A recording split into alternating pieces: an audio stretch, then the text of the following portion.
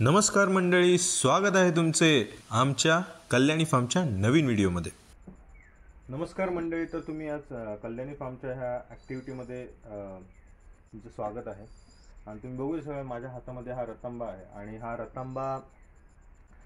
ह्या रतांब्यापासून सरबत किंवा आगूळ किंवा कोकम आणि त्याचे ज्या उरलेल्या बिया असतात ते बियापासून मुटियाल म्हणजे त्याचं बटर म्हणता येईल, कोकम बटर हे बनवतात। आणि ह्या रतांब्यापासून हे बनणारे जे पदार्थ आहेत त्या पदार्थांपासून माणसाच्या शरीराला खूप असे उपयोगी गुणधर्म मिळतात।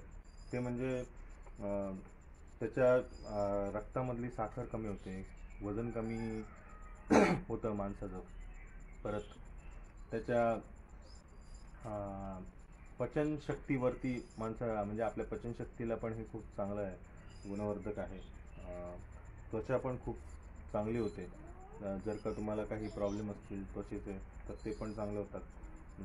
परत त्याच्यामध्ये जी मिळणारी vitamin C, protein, magnesium, calcium, iron ह्या सगळ्या गोष्टी असतात। आणि असे बरेच उपाय आहेत जे आता मी तुम्हाला पूर्ण असे सांगू शकत नाही, पण खूप गुणकारी असा हा रतांबा ह्या मे महिन्याच्या सीझनमध्ये शेवटी एंडिंगला पिकतो। पण ह्याचा एक डिसॲडव्हान्टेज असा म्हणता येईल की हा जो पिकतो आणि त्याच वेळेला पावसाचं वातावरण पण असतं, तर खूप अशी प्रॉब्लेम येतात की तो फोडायचा, उन्हात सुकत घालायचा आणि ते सुकवून नीट आतमध्ये ठेवायचं, नाहीतर हा खराब होण्याचा चान्सेस असतो। तर मग आत्ताचा जो पावसाळा आहे, आत्ताचा हा सीझन आहे, हा मे महिन्याचे शेवटचे दिवस चालले आहेत, हा 22 तारीख आहे आणि त्यामध्ये पाऊस हा आता मृग नक्षत्रासारखा पाऊस पडतोय। तर त्याच्यामध्ये हे रतांबे सोलून सुकवणं खूप डिफिकल्ट होत आहे।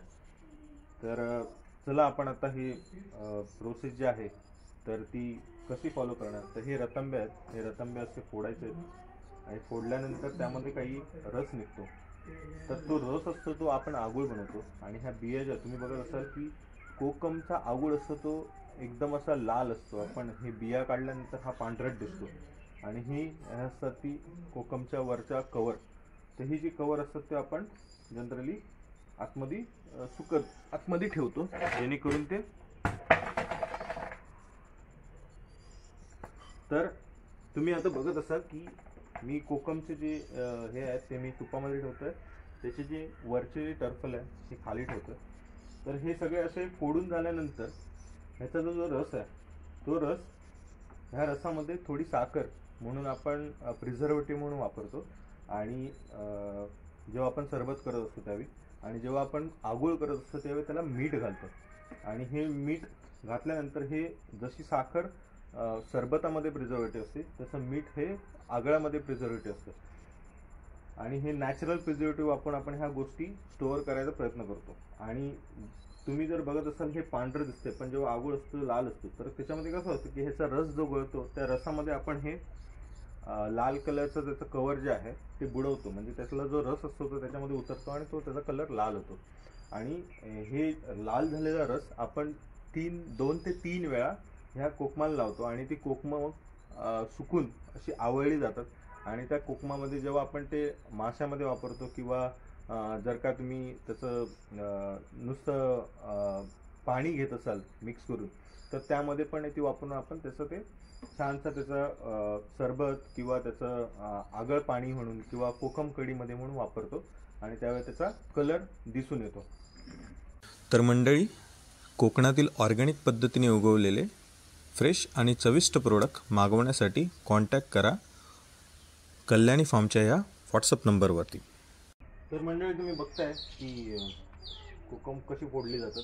तर मी कोकम घेतला, त्यातलं हे वरचं जे त्याचं डेट आहे तुम्ही बाजूला काढला, नंतर हे फोडल्यानंतर त्यामध्ये थोडाफार रस असतो, तो रस बाहेर दुसरीकडे गळू नये म्हणून मी हे तुपाच्या वरती ठेवला आहे। आणि त्याचे बिया ते मी इकडे काढून टाकतोय आणि नंतर मग हे जे त्याचे टर्फल आहे किंवा त्याचे जे कवर आहे ते मी तुकडे करून हे टपामध्ये ठेवते। तर मग अशा प्रकारे हे खोलायचं। तर काही वेळा तुम्हाला याच्यामध्ये किडी वगैरे दिसतात, तर तो रतांबा स्पेसिफिकली बाजूला करून दुसऱ्या ह्याच्यामध्ये ठेवायचा असतो आणि तो ह्याच्यामध्ये मिक्स करायचा नसतो, जेणेकरून आपले जे रतांबे आहेत किंवा आपण जे बनवतोय तर ते आपलं खराब होऊ नये म्हणून।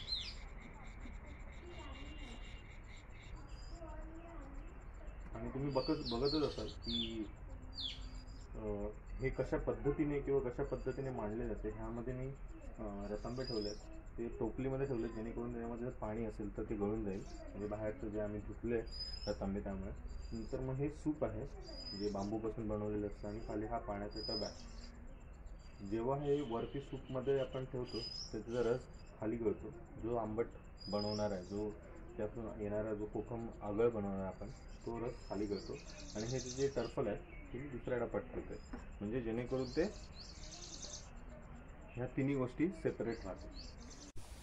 तर मंडळी, नवीन व्हिडिओसाठी लाईक करा, शेअर करा आणि विसरू नका सबस्क्राईब करायला. तसेच नवीन अपडेटसाठी फेसबुक आणि इंस्टाग्रामवर लाईक अँड फॉलो करा. धन्यवाद.